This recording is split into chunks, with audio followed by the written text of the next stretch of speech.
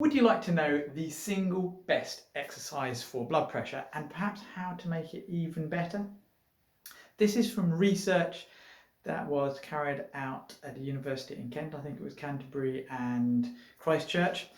And they looked at all kinds of different forms of exercise and the fact that they all help lower blood pressure, basically. Jogging was one of the best. However, the best was static isometric exercises.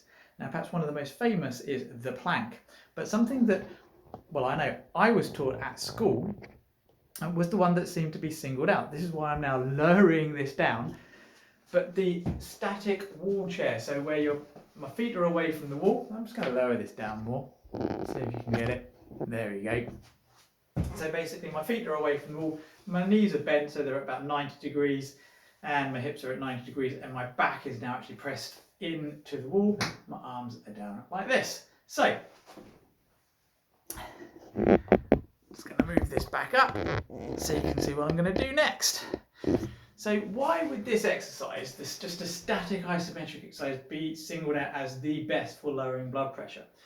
Well, one is that I think static exercises may actually help you concentrate more on breathing, and we know that breathing exercises also help lower blood pressure a lot. So it could be the fact that you're going to be breathing in a more concentrated way. Also, as you're holding everything statically, maybe this is having a better effect at stretching and relaxing fascia, which is a gristly substance in your body. And fascia has now been found to be vital for delivering nutrients to the whole of your body. So maybe there's a couple of reasons. But one of the things I like about the wall chair in particular is the fact that it also improves your posture more than the plank, because I think the plank is prone for too many errors. But the wall chair, especially if you can actually get your head tucked in and against the wall, whereas if you're having to put your head back to touch the wall, it's maybe best to put a towel or a pillow behind your head so you can keep your head upright and your eyes focused forwards, like you're trying to balance a book on your head. So if you can get everything tucked in, that's great.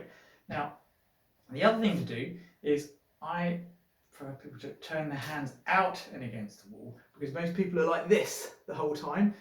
So we want to basically have the hands out, and this actually encourages opening out the chest more, slow breathing in and out through the nose. And again, if it's too much pressure on your knees, maybe you don't have your knees so bent, you can also try coming up on, so I'm in the knees bent position, but you can come up on tiptoe, or you can stand on your heels more. The other thing to improve posture more is if you can actually keep yourself flat, bring your arms out. Or you could also, so my thumbs and the back of my hands are against the wall or the front, and then you can actually try and bring your arms up straighter and straighter, letting everything stretch out for 5, 10, 15, 20, 30 seconds at a time. And then you can slowly raise it up. Now, how long should you hold this position for? Well, first of all, just try and hold it, if you can, for 10, 20 seconds and build up to doing it a few minutes per day in sections or with little gaps between. And you can build up to trying to hold the whole thing for about 3 minutes. So, I hope that's of use. There are plenty of other things that you can help to naturally lower blood pressure and optimize blood pressure.